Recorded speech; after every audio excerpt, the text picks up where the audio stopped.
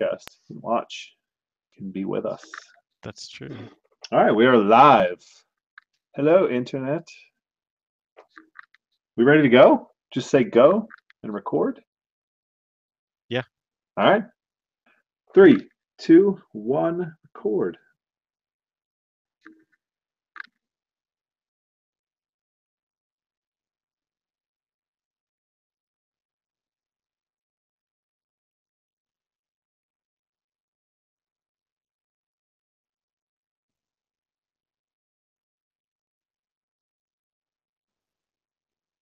Hello, and welcome to the Static Void Podcast. I'm Jess Chadwick.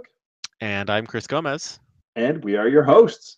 We're recording this on the evening of January 3rd, 2018. Happy New Year. And tonight we are going to talk about assembly management in .NET with the NuGet package manager, particularly going beyond just the basics of just pulling down packages from the public NuGet repository. So, Chris, this topic was actually your idea. So you want to go ahead and just kind of kick us off what you were thinking about? Yeah, I mean, last time we talked about version control because I think it's pretty no-brainer for anyone listening to this podcast that we recommend version control. If you don't have source control, you just have a bunch of text files that you hope you don't lose tomorrow. But one of the issues I come across everywhere that I've ever been, everywhere I've ever worked, is package management of our own code. So this isn't talking about NuGet in terms of what we all do when we start a new project and what's the first dependency. We probably go get JSON.NET. That's like the first thing we go get from NuGet. So for the purposes of this show, I feel like we assume that everyone listening understands that part of dependency management in .NET, which is going to get packages from the official NuGet source, whether they're a popular third party like JSON.NET or whether they're Microsoft stuff. For a long time, you used to get SignalR. I used to love to talk about SignalR, so you go get that from NuGet. Yeah. But now with .NET Core, everything is NuGet. Everything is a package, right? Yeah. Which I think that will be something really interesting to get to later. But when we talk about your own code at your own, wherever you work, whatever your team is doing, more than likely you begin to develop some libraries. In fact, if you're like most places I've been, you might have myorganization.common, right, or something like that. Right. Utilities or whatever. And then maybe you get a little more sophisticated and you break them out. But that's not what this is about. It's more about, so now that I've done that and we've decided as an org that we're going to break away from just having them be other projects in source control that we point to using SVN externals, or we maybe point to as sub-projects in TFS, like linked projects. No, we want to use NuGet.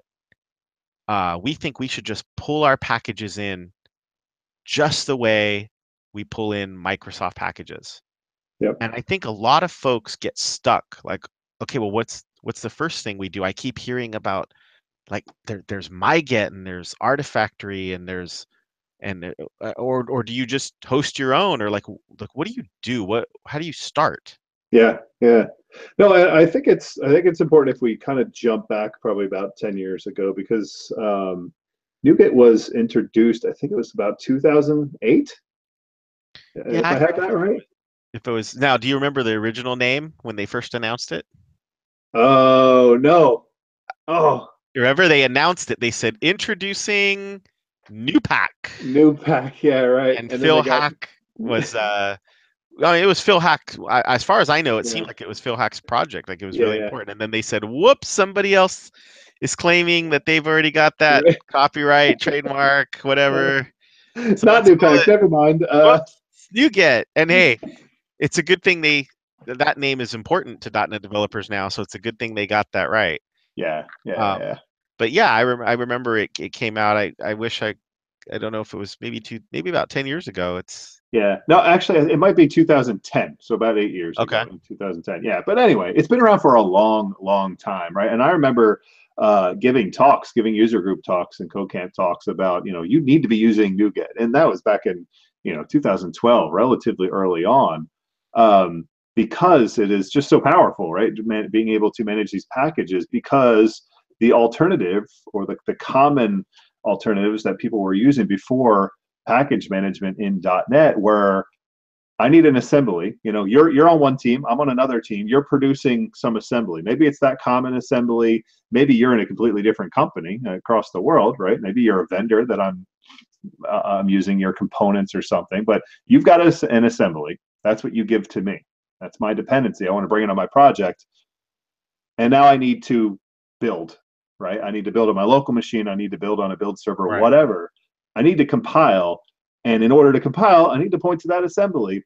Where does that assembly live? And the options 10 years ago were either commit that to source control, commit Oh that yeah. assembly to source Just commit the control. DLL into like libraries, right? A Yeah, libraries folder. the Yeah. lib folder, yeah, the library folder, Sure. which is that's basically what I did. I mean, that was Well, we did it. Sure. pretty much what I did. Yep. Or if you had a larger organization with a library that a lot of teams were using, you don't want to commit it into source control. You don't want each of them committing it. Maybe you use a UNC path somewhere, right? And you just kind of point to that UNC path, or different things like that. And so the there were benefits of that, that team who was producing that package can just kind of update that folder, right? And you just automatically, the next time you build, you get the latest version. So that's both a benefit and a detriment, right? Is that now you, the consumer, are not really in control of when that version updates. It's literally the next time you compile, you get that new version, whether you want to or not, whether it breaks you or not. And so now Oh that yeah. producing team produces a buggy version, and everybody's down. Yeah. Plus you have the additional problem of now the lifetime, the version of this dependency is it's in that same temporal stream of your source control. Yeah. So wait a second, we didn't really want to move along, but it's already been checked in. Yeah, You need, exactly. Yeah, you right. know, No, and you go back, and when you're linking to that latest assembly somewhere without any kind of versioning. Now, some of the more mature teams, I suppose, were doing versioning on the folder name or the file name or something like that, which is pretty legitimate. But if I would say most teams, or certainly all the teams that I worked on, they were just pointing to that folder, called latest, or just called the name of the assembly, or libraries. And you would just get that comment. And so if you try and go back to your code 3 weeks ago and rebuild it, well, you're rebuilding the code from 3 weeks ago, but you're building that assembly version yeah, that's there today, not the assembly from 3 weeks ago, right? I think that's one of the biggest problem, is that it's really hard to kind of take that snapshot in time and lock into a particular version of a dependency, right? And there's that word, right? Last time we were talking about Git, and versioning obviously is a big thing in Git. Every commit has a hash, has basically a yeah, version of the code. right. And for me, at least, it's very, very difficult to talk about each of these individual things: package management and and source code management and everything, without kind of talking about the whole thing of versioning. But I'm going to try and hold off on that, at least for now. Maybe we can get back to that later. But that was the problem space, right?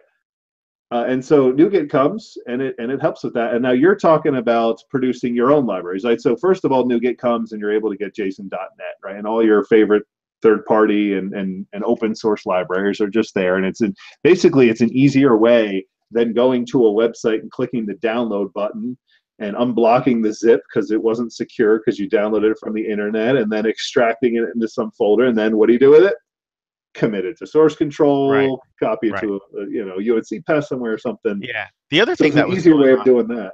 I think the other thing that was going on is we were trying to get a little bit more mature about this, and sometimes we didn't just want the final assembly, the final DLL. We wanted the code too. Mm, So there were times where we had solutions. Again, depending on different projects, different teams, different places I worked, is there might be a solution, and then there was a project, but that project was really a linked folder. yeah, So if you're familiar with Subversion, you could use SVN externals, which basically said, okay, this folder is really a pointer, not just to this other folder in the SVN tree, but a folder at a specific point in time. Like you could Yeah. lock it in, which is kind of like visual source safe pinning. Remember that? Or if TFS, I don't remember if TFS had pinning or if they called it something else. It's been a little while. I'm kind of all Git now. Yeah, right. No, and that's an interesting thing too. That's kind of a third variant there where you're not even talking about assemblies. You're building your own version of the assemblies directly from the source code. And now you own it, right? Except you don't. Yep. You don't own the code. Yeah. Some other team is maintaining the code, but you build the assembly, so now you own that assembly. And it's you're in this Right. weird place. It's this gray Well, area. it's weird because every build is you don't have that locked time and space of a Yeah. build means this. You don't know. I mean, sure, the code was locked, but change the compiler even. Remember, sometimes that would cause a little issue. Install a service pack. So yeah, I mean, I think there's a lot of things to talk about tonight in package management, but I felt one of the first things that I see done so differently everywhere, and even only that incremental baby step, if you see it at all, is you see an org that says, okay, we're going to go ahead and use NuGet to store uh, our internal work, our internal dependencies. And I think a lot of our listeners may not even know how you might get started with that. Yeah. Yeah. And I've actually done that in several places. The easiest way to do it is you go and create your package, and we can kind of get into the steps of that later. It's relatively simple, but you create a package. The simplest way to do it is basically just with the latest versions. You don't even need to create any additional files, any configuration files or anything. It's literally built into MS Build, and so you literally just say MS Build and pack. Right? You run the pack target. I think it's the pack target. Yeah. And so you run that, and it produces a NuGet package for you, which is effectively just a zip. So the extension is NUPKG, NUPKG, they call it Okay, for yeah. short. But it's literally a zip. So, pro tip, if you just rename it to zip, then you can just open it right up and inspect it right there. You don't need any fancy tools to inspect the NuGet package. But then what do you do with that zip? You need to host it in somewhere, some repository. And so, the repository that's going to come pre-configured is the public NuGet repository, and recently Microsoft's repository as well. But then it doesn't need to be a URL. It doesn't need to be a hosted server solution. The simplest thing you can do just to get started, actually just point it to a folder, right? And it can be a UNC path. And that is the simplest way, the easiest way to get started. It really starts to catch up with you, because the more and more packages you start deploying there, the slower your queries become, until it becomes Okay. pretty much unmanageable.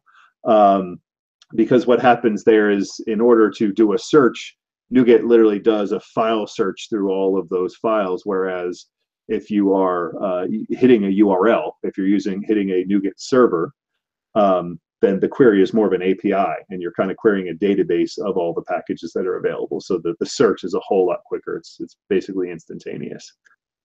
So that's the simplest way, right? So you put that NuGet package into that folder, and then point everybody to Okay, that folder with their but now package. realistically, what will make people not want to quit? I mean, so I ran with that for several months in pretty Okay. much every place that I introduced it, because for whatever reason it was difficult to get a server up and running or whatever, because these are enterprise environments, and it was just an idea that I was introducing to the team, and so I wanted the lowest friction thing, something that was in my power, and so everybody on the team had access to this UNC share. And we started publishing it, including the build server had access to this UNC share.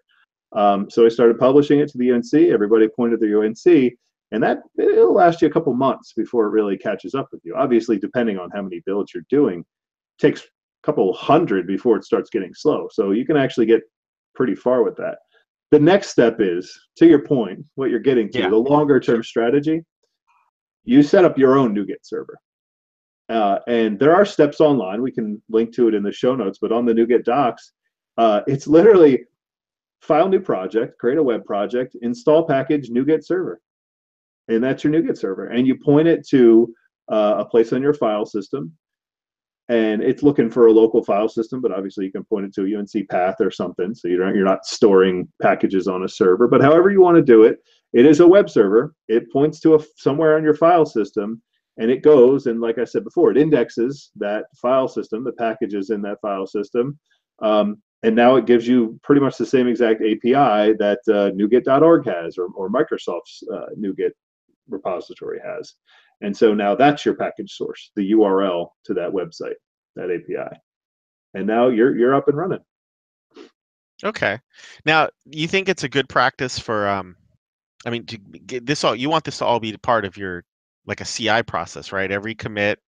So this goes a little bit back to Yeah. the last show. Every Yeah. commit, you commit to Git, and it's going to build a NuGet package. Yeah. I mean, for me, there's no point in talking about any of this stuff without talking about CI as a whole, right? Continuous integration and the entire process and workflow of that, of which the build artifact is kind of the output, right? The input is that commit that you create in source control, which kicks off a build. And then the output of that build is whatever it is. And so in this case, it would be the NuGet package. Perhaps the output of your build of your web application or whatever is a zip or something. But in this case, the output is that NuGet package, and that NuGet package has a very specific version. And it's the CI server's job to actually make sure that that version is unique and incremental. And so when we're talking about versioning and packages, the two most important pieces of data on a package are the ID, the package ID. So that's that unique name that identifies the package, and the version. And so versioning actually follows SEMVer, semantic versioning, or SEMVer, which is pretty well defined on semver.org. You can go there. It's an industry standard. Right? It has nothing to do with NuGet. NuGet has adopted it. Okay, so just by the fact that you want to buy into the NuGet ecosystem, does that mean you should be following SEMVer, or that you'll be much happier if you do, or is it totally optional? Like, where's the scale there? That's a good question, because SEMVer is required. That's how NuGet works. So NuGet is going to use SEMVer to determine what package you are going to get when you search for a name, regardless of what you think should happen or what you want to happen. So to your point, are you going to be happier? How are you going to be happiest using this? So what SEMVer does is it gives meaning to the idea of the major minor patch, right? So you have a version number like 1.2.3. That's the major version is 1, minor version is 2, patch version is 3. What SEMVer says is those have meaning. Yes. And you increment them based on that meaning. So you only increment, or you always increment, major versions when there are big breaking changes. So you never make a breaking change in a minor version or a patch version. Minor versions are when you add significant features or functionality, and then patches are fixes, refactoring, whatever, nothing really significant. It's a consumer-focused system, so that I, as a developer, should feel very comfortable taking minor. Exactly. Like, once I've adopted 3 point whatever of your package, that I should be comfortable keeping up with minor, because you're promising me that my code doesn't need to change. Exactly. Now, I think we could do a whole nother show on how hard that is to get right. Right. But yeah, so I think this is a great point, because it could get lost in the weeds that what we're saying here is that NuGet itself adopts SEMVer, so ignore it, kind of, maybe not at your peril. Like, you could probably get by, but you're just not going to be as happy. Yeah, well, that's why, going back to my point of when I say I made that very deliberate, very kind of authoritative comment that the CI server handles the versioning. You don't want people managing that versioning, because people will screw it up, right? You want to guarantee that every new build, regardless of even if it's just a CI build that you never intend to actually use other than just testing or something, every new build needs to be incremental. Right, and I like that. Right. And so you don't want to have a person remember to do that. That's what the CI system is for, is to guarantee that it's incremental. On the flip side, you need to lock down the NuGet repository too. Like, do not let people push to that thing. So that's one of the issues that I have with the documentation. So if you go to NuGet.org's documentation, if you go to the documentation for the NuGet server that I just said, part of the API is a publish command. And the documentation will show you, here's how you run the command line to publish from your local machine, right? Don't ever do that, because then you run into all of these issues. Now you, the human, are managing these versions, and you're gonna screw stuff up, right? So you're going to be going back to your point of how you're going to be happy using this. Let the CI server. Do not publish to anything manually. Always go from the CI server and make sure that it is unique. Okay, so is it a pretty good rule to say every commit is going to get built? And let's just keep it simple. Let's say we are on 200. We've shipped 200, right? And how we got to this stage isn't quite as important. And then we shipped. We all took vacation, and then we had our big party. And then it's Monday morning, and I come in, and here I go. I'm going to change a couple lines of code. That's the CI system you're saying is going to build 201? 201. It could be 2.0.1, or it might not be. It could be. So what that would be it's a patch, but it's a new release version. So part of semantic versioning, which NuGet supports, is something called pre-release. So this is something that's like in development. And pre-release, as semantic versioning defines it, is just attach, it's a suffix at the end of the release. So you've got 2.0.1 dash whatever. Right. Whatever. At that point, it's alphanumeric. Okay. You do whatever the heck you want. And also incremental. It's not necessarily whatever. It needs to be incremental as well, but it can be alphanumeric. Is this what we've seen in .NET Core, where it says like 2.0.0 dash alpha? Yes. Yeah. That's how they chose to use it. Yep. And they'll give you an example of how an org I know chose to use it. Is they go dash and they put the git commit hash. Yeah. Which I actually kind of like. So there are two different things. So there is pre-release. So the idea of pre-release is that exactly what you just said. I'm going to start development on that next thing. I'm going to work toward 2.0.1. I'm not ready to actually release it yet. All of this work that I'm doing is a pre-release to that. So when I say 2.0.1 dash alpha or whatever, that is an alpha candidate for 2.0.1. And I could have alpha, beta, gamma, whatever. I could have 30 of them.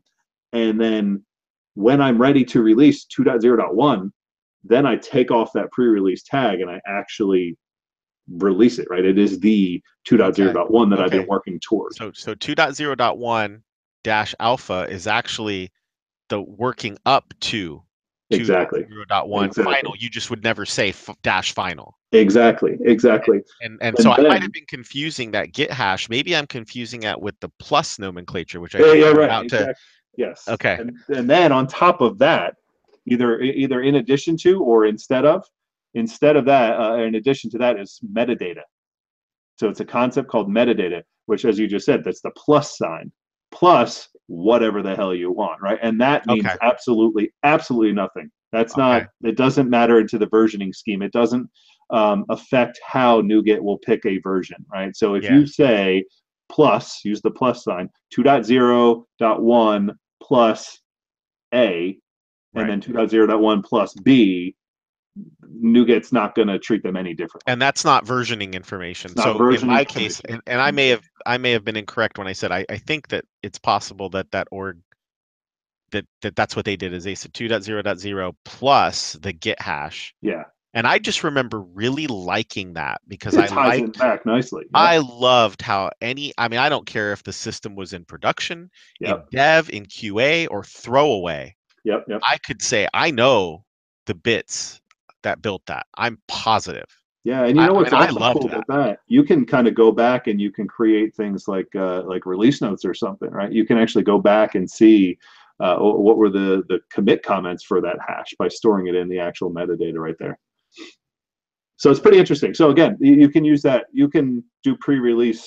You can attach that metadata to a pre-release version or not. It doesn't matter. You can attach it to any version. So that's a pretty good practice. That's one of the better practices. It's a nice thing to have. It's also a good Yeah. practice to have pre-release as you're working, as you're kind of in development, as you're stabilizing the code. And going back to the idea of I really can't help myself but talk about the whole thing as one big system. Um, when we talk about branching strategies, we kind of got into this last time in Get when we're talking about like the master branch and then branching off of that and doing development in say a development branch or feature branch or something like that. And then merging back into master only when it's really stable and really ready. If you get really mature with your packaging, again, taking the human out of it, you can have your CI server attach pre-release tags and versions based on what branch you're in. If you're in a feature branch, always attach a pre-release version. Don't ever let Yeah. that become a release version. And then likewise, when you merge into that master, create a release version of it. So Strip off that pre-release version number. so the decision to bump major, especially, and probably to some extent minor, that's Yeah. a human decision, right? Yeah.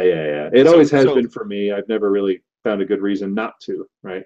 well, Those are because meaningful. the computer, quote unquote, cannot tell us whether this is a completely backward compatible change. Exactly. Yeah. So now here are real world problems I've run into. You claim that you're starting on 2.1. We believe as a development team we're starting on 2.1, and in fact we're even creating these NuGet packages 2.1, point 0, point 1, point 2, point 3, and then maybe we're using the dash and the plus and so on. And then we discover in the middle, you know what? This isn't 2.1. We have to break something. I don't know why, but this is now going to be a 3.0. Yeah. So what is there any good advice there on um, what tool you should use? Like, is this in your CI or is this something you tie directly to Git? Maybe even, I mean, I don't know how you would do it. So that what notifies your package management creation system? And I know we're not using actual names of products, right? But Yeah. because you might be using Team City, or you might be using I don't know, maybe AppVeyor or something. Like Yeah. we don't, or Octopus Deploy. I don't want to get caught up in Yeah. your product. But what I still think these problems are universal. Yeah. Is who makes a decision and what how does it get done? Like how does it happen? For me and my teams, it's always been a manual decision. Where I'm at now, we're actually kind of talking about making that a more automated decision, but I think even then, it won't actually get to affecting the major or minor versions. I think those will always be controlled by humans. And you're right. When you're talking, it really comes down to the tool. Each tool might have different ways, and it might affect your decision.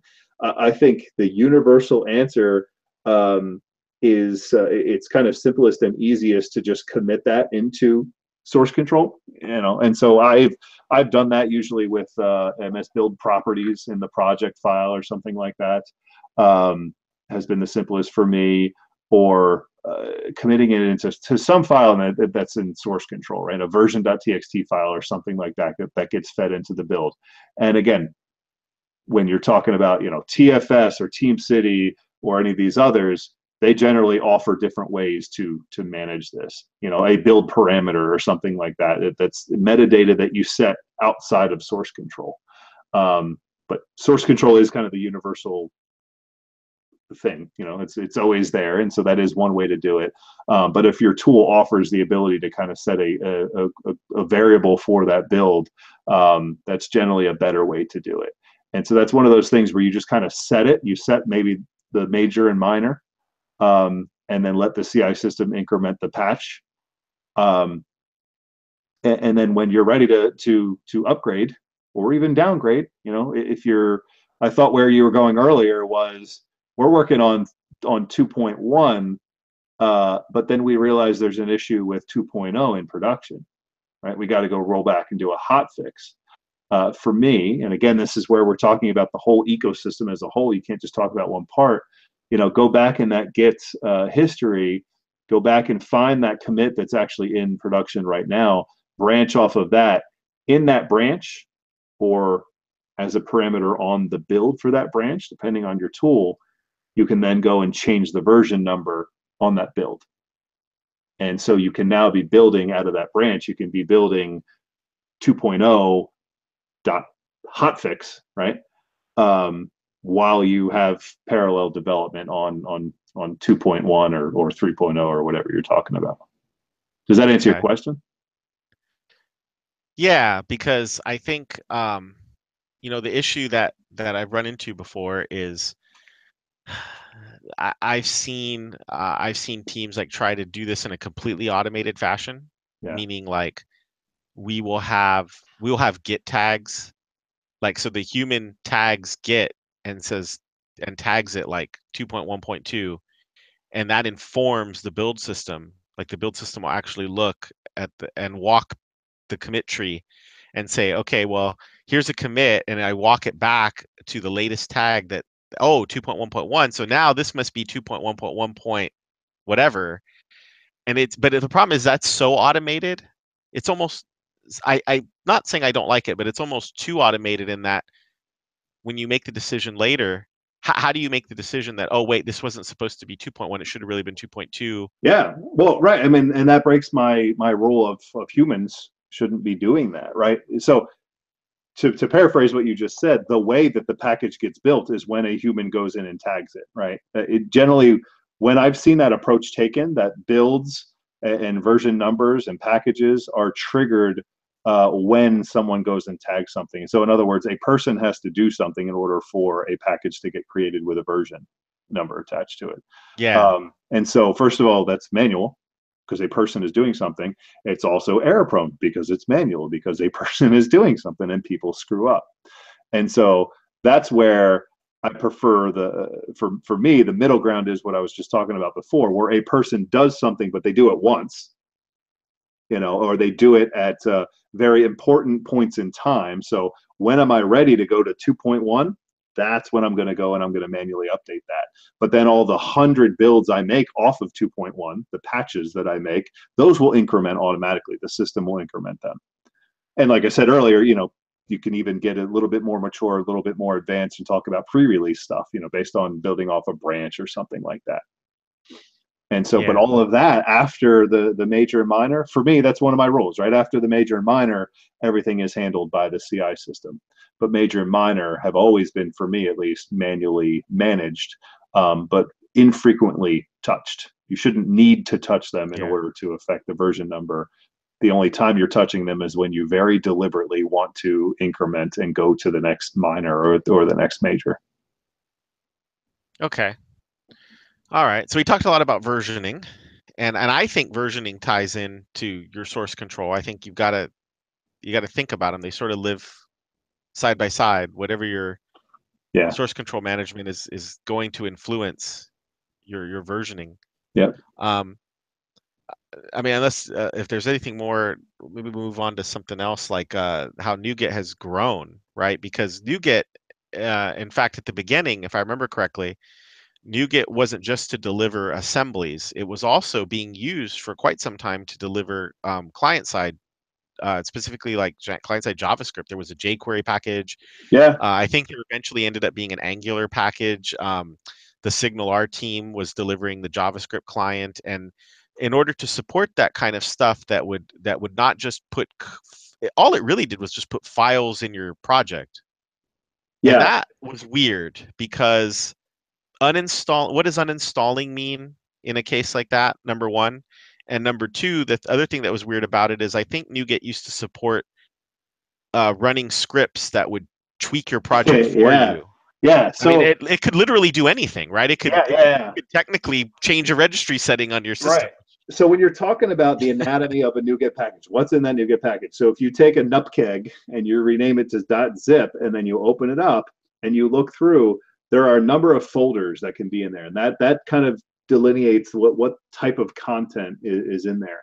And so the the initial folder, the most important folder, the reason that NuGet was born, is the libs folder. And so that's where you're going to put all your assemblies. And so basically, any assembly that you want automatically added to your project as a reference, as an assembly reference, which is the whole reason we were doing this to begin with, is under that lib folder. You can either put it in directly in that lib folder, or you can have folders under that lib folder that are specific to framework versions, .NET framework versions. And it's not just the .NET framework; it can also be Silverlight, and I mean that's what the docs talk about. Yeah, well, I mean, we're talking about the early days of NuGet. Exactly, but basically the different frameworks that you can target, right? And so if you go to the NuGet site, they talk about all the different names that you can target. You can even target .NET standard versions, and so in that way, it's pretty cool. If you are publishing an assembly for a wide variety of consumers who could be on any different number of .NET versions or .NET framework versions, you still have that one zip file, that one nupkeg, that one version that produces 10 different assemblies for the 10 framework versions that you're targeting. But they are still a single version of that assembly, still a single release of that assembly, because it's the code that was built, that was used to build them, right? And so NuGet figures that out, right? It goes and it gets that NuGet package. It looks in the libs folder. It says, I'm a .NET 4.6 application that I'm adding this assembly for. I'll take from the net 4.6 folder, and I'll ignore the net 2.0 folder because I'm not a .NET 2.0 version. Likewise, if I am a .NET 2.0 version, I'll take from the net 2.0 folder and I'll be happy. So that was libs. And then very quickly, to your point, they added what was called content. So there's a content folder. And this was kind of weird because you could put anything that you put in this folder on the initial install would be copied into the project and added to source control and everything. The idea behind this was it was an easy delivery mechanism. Mm-hmm. Again, going back to the original source of NuGet, which is don't go out to the internet and download something and then copy it and add the reference to your project.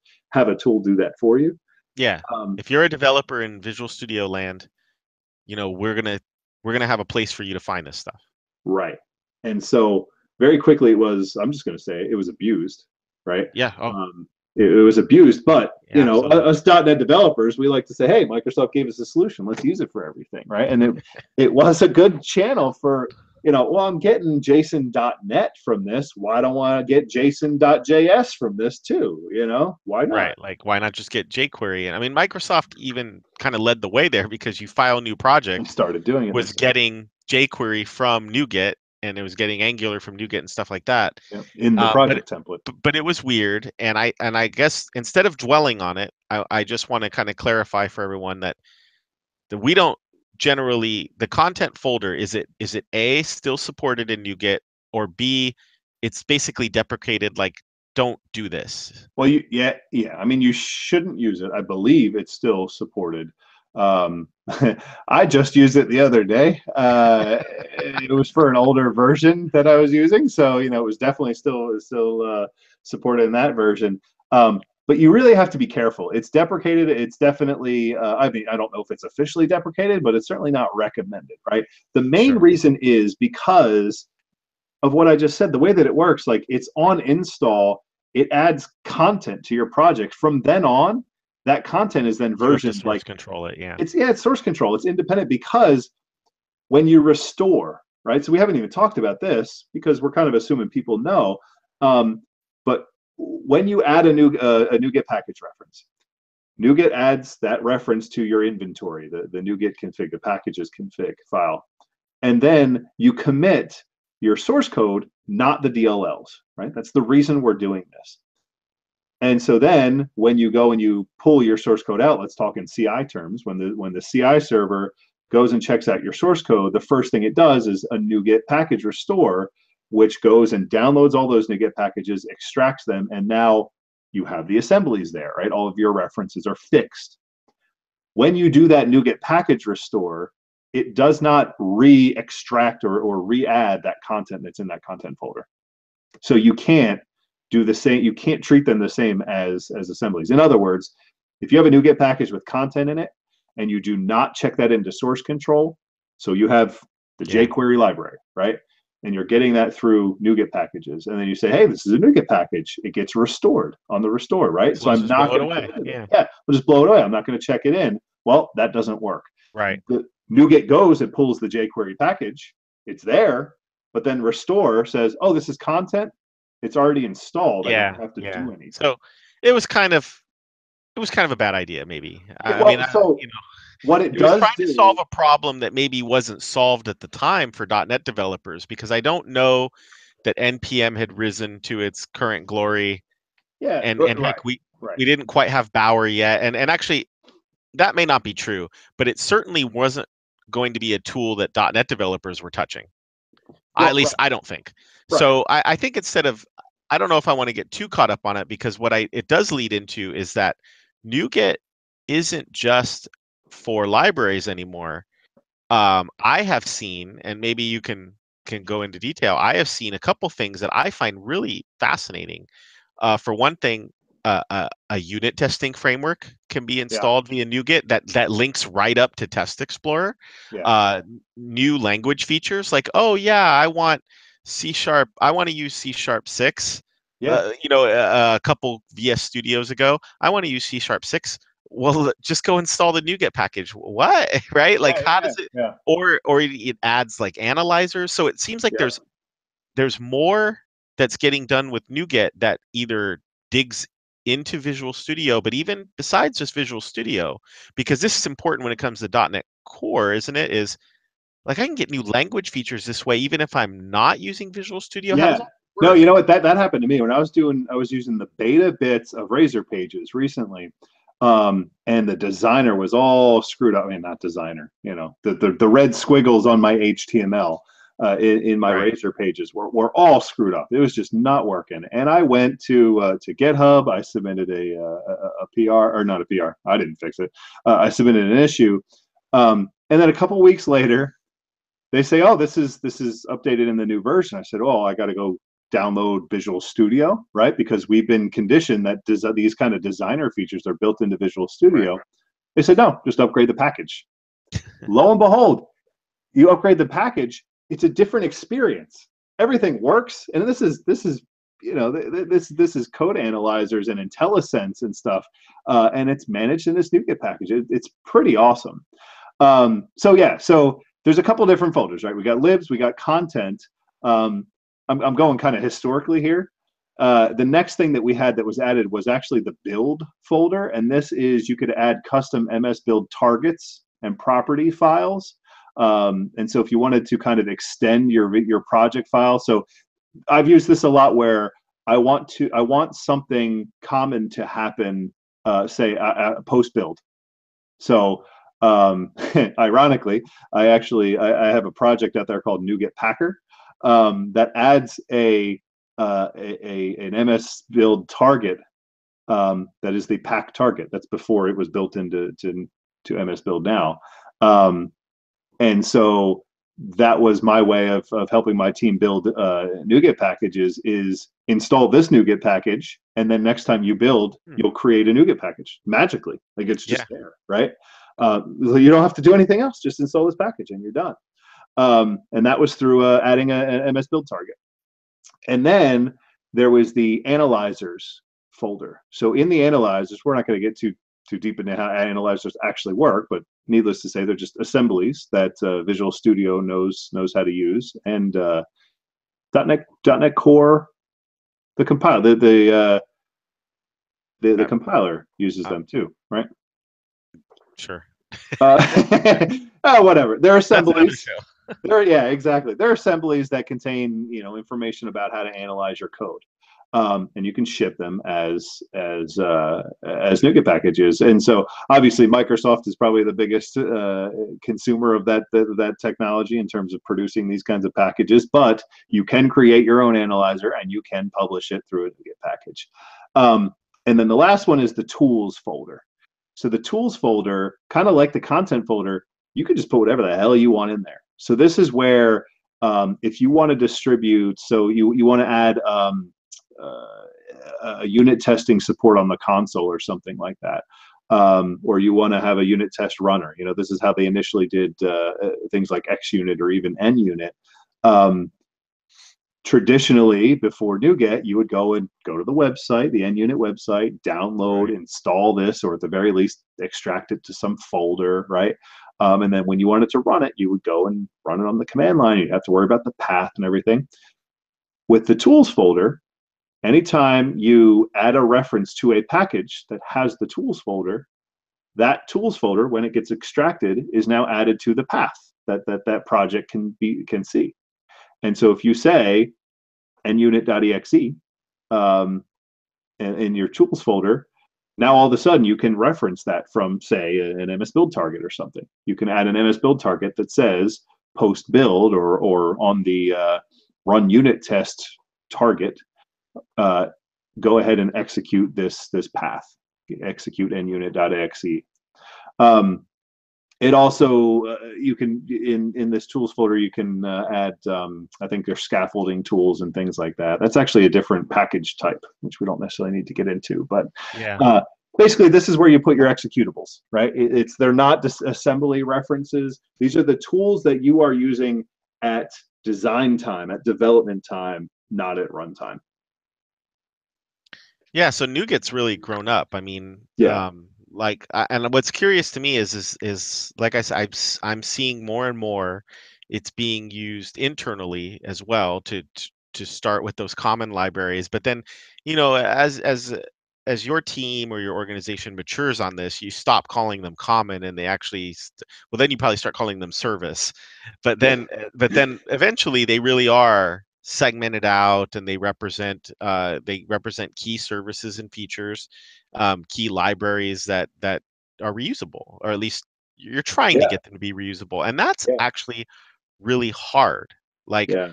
it sounds easy, we can sit here and talk all day about best practices and you know to keep your libraries maybe focused and doing one thing well, but in practice it's all too easy because you got to get your work done to maybe stuff code maybe where it shouldn't, or something isn't completely covered by tests.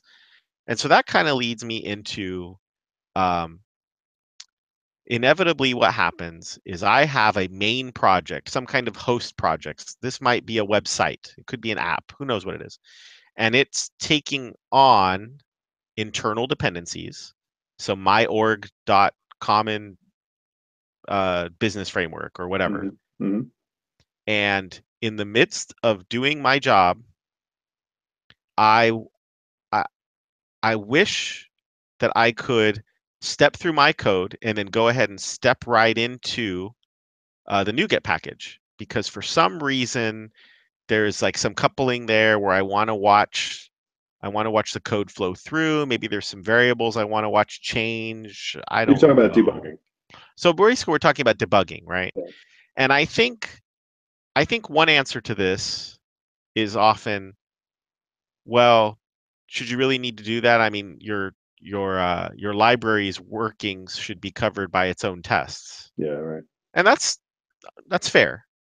But I kind of want to get a little real world and say there's a maturity that leads to that your team or my team or I myself may not be at, either personally or just in the project. So, like, what Well, are the right, and even options? even then, you're not even necessarily debugging your dependency. I'm not debugging the package that you gave me through NuGet. I just want to inspect it and see what I gave, what value I gave you in that variable, right? There's Yeah, there's sure. legitimate reasons that All I want to kinds of, set a breakpoint in your code, and it's not necessarily to test or fix your. yeah. So a little while ago, Microsoft enabled an experience using symbol servers, which I'm not sure a lot of developers know about. I'm not sure that it's on by default, where I could literally be just stepping through code, and then I can look at string dot split. Like, I can step into Yeah, it, yeah. and it's really cool. And that experience can be enabled for my own internal libraries. But the question is how? So yeah, I mean, in the early days, the way that I did it was just include that PDB in your NuGet package. I don't even know if that works anymore, but regardless whether or not it works, you don't want to do that. Just because that NuGet package should just be that assembly. So what should you do? When you are publishing, let's start with publishing to like the NuGet. Forgetting about taking it in house, let's talk about just publishing to the public NuGet repository. When you do that, when you say NuGet pack, NuGet publish, and use those API commands, one of the commands you can say is -source, and that will, or -symbols, sorry, and that will actually produce what is called a symbols package, and that includes the PDB, it includes any of the XML docs you've got, and it includes what else? It includes something else as well. But basically, everything that you need for kind of documenting and the debug diagnostic time experience, it's a separate package. But it's literally kind of named and versioned the same as the package that it's supporting. So you'll have like mycompany.common is the package, and then mycompany.common.symbols, which are the symbols for that package. And then they'll both have the same version because they'll both be produced at the same time. And the mycompany.common package that gets sent to the main NuGet repository, and mycompany.common.symbols, even though it is a NuGet package, it gets sent to another repository, the symbol source repository. And by default, the one that is kind of used by NuGet is symbolsource.org. And so you can go, you just register on there. And that's actually hosted by NuGet, which I think we should probably get back to a little bit later. Yeah. Which offers both public and private repositories. So you can go to symbolsource.org, you can register for an account, you can create a repository and say private.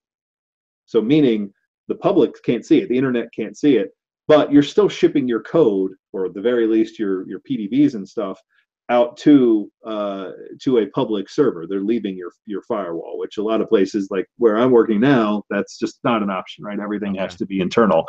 But if you're willing to do that, it's pretty simple. The answer's already there, symbolsource.org, go for it, right? And so now you've got symbols. Symbolsource.org also happens to be the one that's configured by default in Visual Studio. So there's no additional configuration that you need, it just works. Okay. So if you want to go that step further and keep it on premises, just like if you're creating your own internal NuGet server, there's a NuGet package to create a symbol server. So you just file a new web project and install the package symbolsource.server.basic, and there you go. And now you've got another application, you've got another web server that is your internal symbol. This is just like a project you build, and yeah, they just build it, deploy it. It's a web application with an API, and you push your packages to it. Okay, so you started off by saying when you're creating the NuGet package, there was another command option. It was dash symbol. Yeah, symbol. So that's starting things off, and you're saying do that the old days of including the PDB right in the package, which was, I guess it was kind of a hack because there wasn't any way to do it. Yeah. Was do this instead, and that way, and then Visual Studio links you up on the back end by connecting to symbolserver.org by default. If you're doing everything by default, yep. You could research making your own on-prem server and keeping all of this in-house, or maybe even use like third-party products. Like I don't know if this is something that a tool like Artifactory supports. Maybe I don't know. Yep. Yeah. So like if I'm a developer, I bet you there's a lot of developers out there who, even if they work somewhere where every time they check in code in the libraries, it creates a NuGet package, that doesn't mean that they've done it themselves. They may have never typed the word NuGet at the command line. Exactly. So what would you recommend? So I decide that I just want to play around. I want to hello world this, and I want to see it work with even dummy, stupid code, the math service or the calculator library or whatever. Yeah. You mentioned something that this is why I wanted to come back to it. I would be willing to bet there's dozens of my first packages sitting in NuGet.org. Yeah, right. Is there a better alternative to just play with this whole infrastructure? Is the NuGet option better, or what should I be doing if I just want to try this?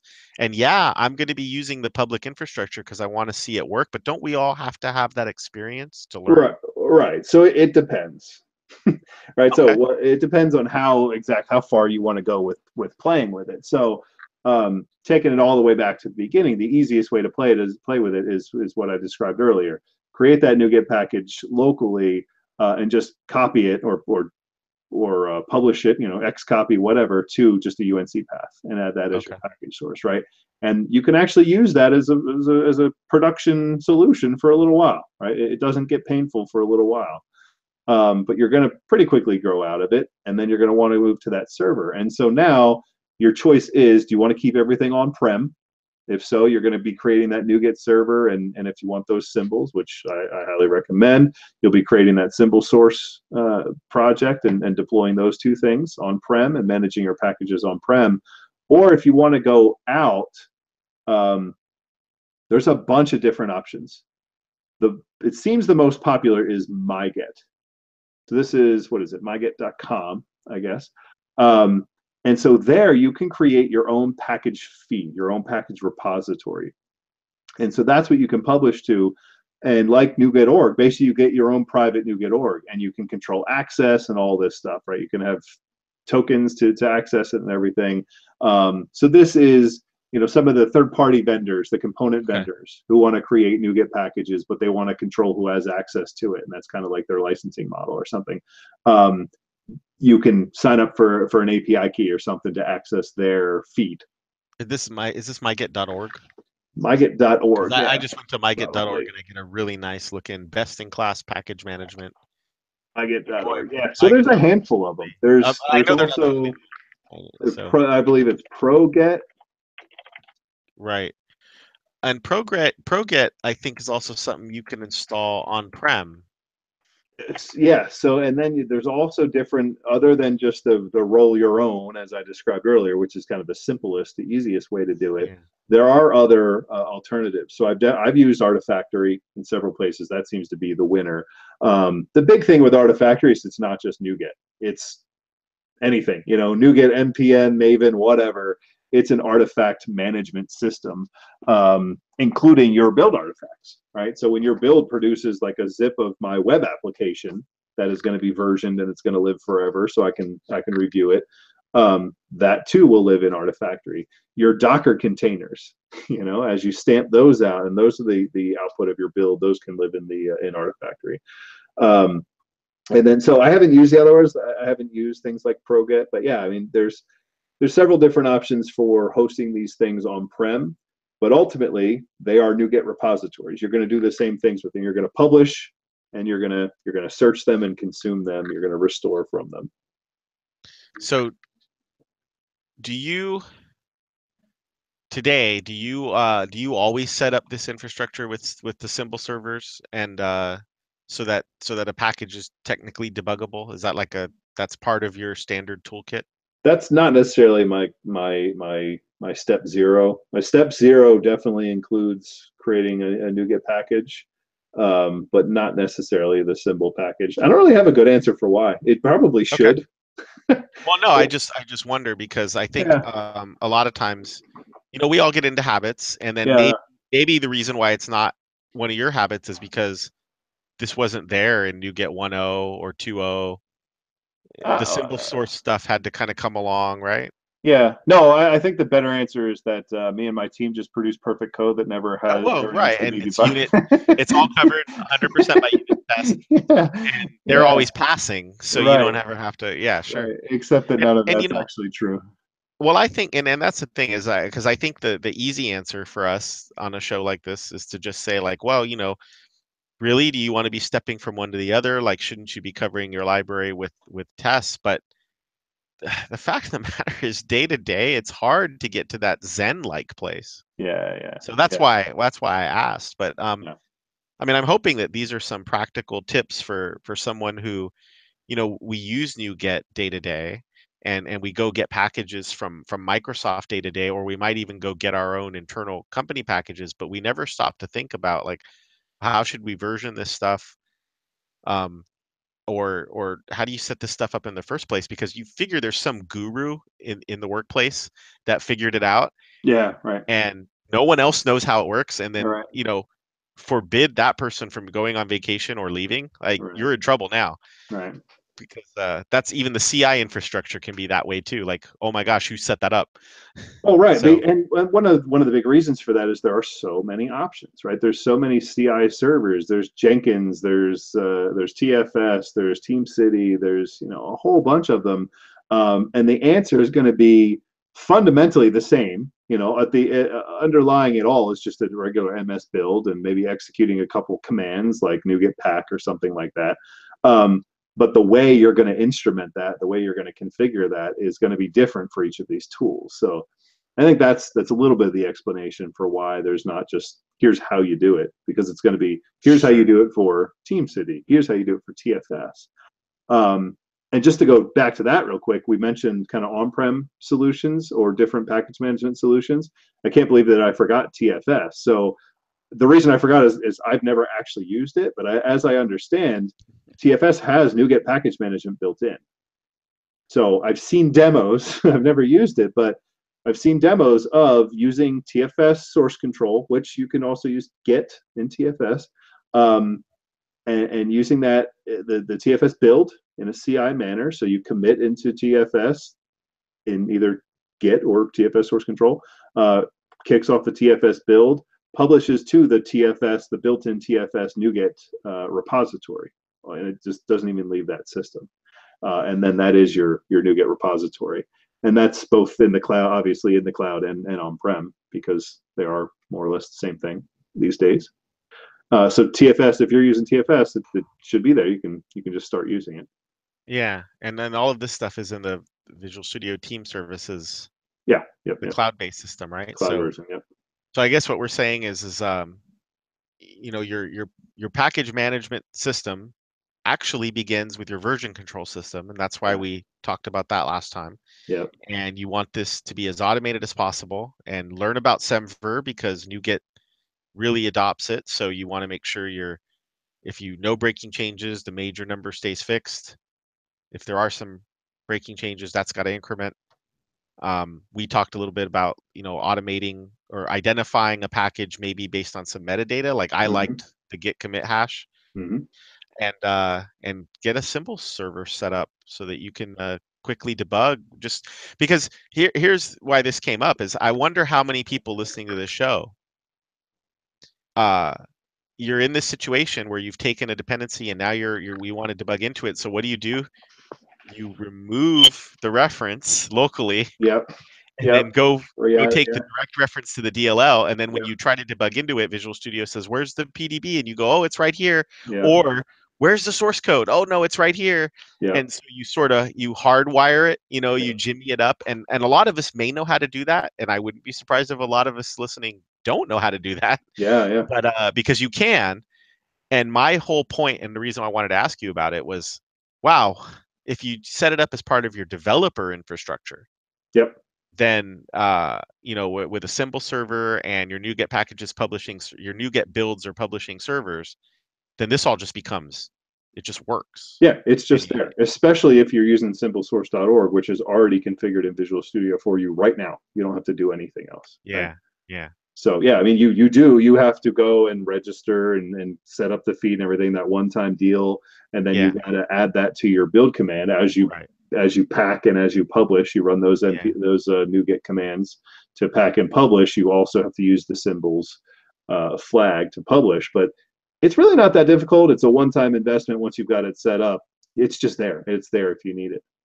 Right, but you need to know about the on-prem option because I think a lot of us, you mentioned this earlier, a lot of us are going to try to take this to work and there will be some resistance. Yeah. Like, hold on, well, wait a second. This is going to get published to some public place. Oh my Yeah. God, we Yeah. can't do that. Yeah. Yeah. So there are private options that offer privacy, and Yep. one of them is build your own symbol server. You could or go get the ProGet product, bring it in, or other Yep. products like Artifactory. You can bring it in and own it all. Yep. Yep. Yep. And I do want to point out when you're doing that, especially when you're talking about an enterprise scenario, when you've got hundreds or thousands of teams doing this, and you're saying, and you've got it tied up to a CI where literally every commit, or at least every push, results in a new version of the NuGet package that is then stored in this system, and these things can be a couple megs a piece. Um, that adds up pretty quickly, right? And so now that you've chosen to manage that, you need to manage it. And one of the underlying things of NuGet, and the fact that when you add that reference, going way back to just NuGet 101 of find a package, add a reference, and now you've got a reference not just to that package name, but also a specific version of that package name.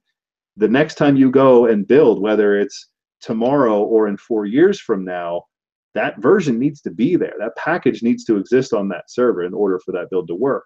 If you go and delete it, you're screwed, right? You've now Yeah. circumvented all of that benefit, right? And so you really need to get into this, that you need to manage these versions once you bring it in house. Or even if you're using something like NuGet, I've seen a couple of different things out in the open source world where they tie up their CI to publish to the NuGet feed, which is free for open source projects. And so there's hundreds of packages because people are committing, and each CI build is publishing to that package feed. And you see the consumption of each of those individual packages, and it's like 3 people, 4 people, right? That's not cool either, right? So you got to find Yeah. some middle ground of, yes, you want to build that package just to make sure the package builds and it's consumable, right, and everything. But when you're actually publishing for other people to consume, you need to set some expectations there on both sides. As a publisher, I'm only going to publish so often, so I'm not going to overload the server. I'm not going to have to save hundreds of megs of things for years and years. And as a consumer, I know that when I get this version, it will always be there forever. I do Cool. want to get back to one, maybe two things. I know we're over an hour here, so we got to wrap it up. But I do want to get back to one thing. I keep skipping over. Go ahead and create the NuGet package, right? I think that's probably the biggest blocker for a lot of people. Oh yeah. So I don't want to get too detail into it now. I mean, we'll link in the show notes how to create a NuGet package in the docs. It's really not that difficult, but they keep making it less and less difficult. So I will say, if you're on an older version of NuGet, if you're an older version of Visual Studio, I'll pitch my package, NuGet.packer. Just install package NuGet.packer, and then build in release mode, and you have a NuGet package. That's the easiest way to do it. But the reason that's easy is, like I said earlier, that adds MS Build targets. It actually extends your Visual Studio or your CS Proj to include the ability to create a NuGet package. In NuGet 4.0, version 4.0 of NuGet, they added that. MS Build, when did they add it? NuGet 4.0 and MS Build 15.1. But basically, if you're on the latest version of whatever, of Visual Studio, MS Build, that includes .NET Core and the CLI there. If you're on the latest version, this is actually built into your CS Proj. You don't need NuGet Packer or anything else. And you can just go, and with MS Build 15.1, you say MS Build Pack, right? And it will go and it will make a NuGet package for you right from MS Build. So you don't even need NuGet. You don't need the NuGet command line. It's just built right into MS Build. Okay. With NuGet, so what happens in NuGet 4.0, what they added there, you can just point it directly to a CS Proj file, and it will produce it without creating a configuration file first, a metadata file first. So you have your CS Proj file, and then you still need to get the NuGet.exe. So you need to have that on your build server, or your build server needs to understand that. But then you just point that right to your CS Proj file, and it will produce the NuGet package for you. Earlier than that, you need to create something called a NuSpec file, and that's the thing I'm not really going to get into, but it is pretty simple. So you said a couple of things that I think are interesting. Like we talked about MS Build, and which I think a lot of people, maybe if you haven't heard of it, if you have, you might just kind of know it by name. Like, oh yeah, MS Build, isn't that Yeah, yeah. isn't that the compiler? right. right? Thing that or runs everything. We never see it. or NuGet versions. What's tricky about that for me, thinking about the way I think most developers have to work, is I just think a lot of this is foreign. They just don't know. What do Yeah. you mean? Because I don't, honestly, until we started talking NuGet versions, I would not have remembered that. In fact, I couldn't have told you. If you would have done pop quiz, Yeah. what version of NuGet are you using? Right. I don't know. I'm using okay, I'm using Visual Studio 2017, Exactly. right? Exactly. Yep. And oh, I might know that I have the latest version that just came out, the point 5 or something. Yeah. Yeah. So that's tricky. I mean, I think what you said is valuable, and it just goes to show that there's a little bit more to know here than can be covered in a show. So don't be afraid to go look into NuGet versioning and to look into MS Build and how this stuff is first class, where it used to be a bolt-on product. So that's why you had to have all these files to make anything go. And now MS Build itself will produce this without you ever having to deal with new specs or the NuGet pack command. And it can just come straight out of your CS proj, and it all just works and everybody's Right. happy. Right. Which is indicative of the direction that everything's going. To kind of pair Well, what you're right. saying, right? Is Because we that never talked about how .NET Core is NuGet. right? Right. .NET Core is NuGet. .NET Core, you have nothing but basically a thin shell around NuGet, and that's how you get your packages, right? Right. Even the runtime itself is a NuGet package. Everything is a NuGet package, and even more so when we talk about the granularity.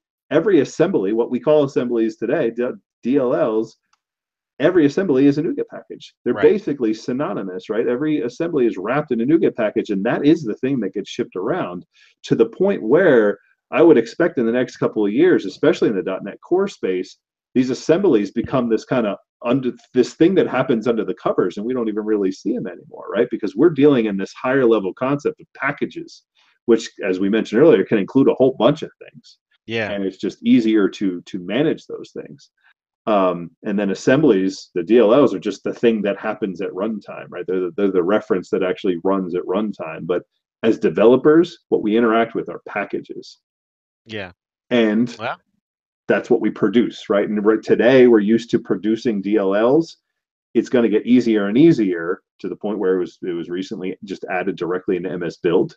So now it's not even called NuGet anymore, right? I think that's the important thing there. It's in MS Build. It's not NuGet anymore. It's MS Build, okay. right? The packing of it all, and you are creating a nupkeg. You're creating literally a NuGet package. Um, but you're using NuGet to do it. You don't need to download and install another tool. You don't need to download NuGet.exe and start using NuGet.exe. It's built into the core tooling. It's built into MS Build, which is the thing that you use to orchestrate your compiler and everything else, all of your build Okay. activities. So this is becoming an It's the heart abstract of everything. concept that we Yeah, may not even use the term yeah, NuGet, other than the fact that I have a feeling we won't get rid of that term for a while, but it won't mean what it used to mean. It's just going to mean like, oh, it's a package. yeah. Package. Yeah, Yeah. yeah, yeah. A Cool. package reference. Um, Yeah. Package reference. Yeah.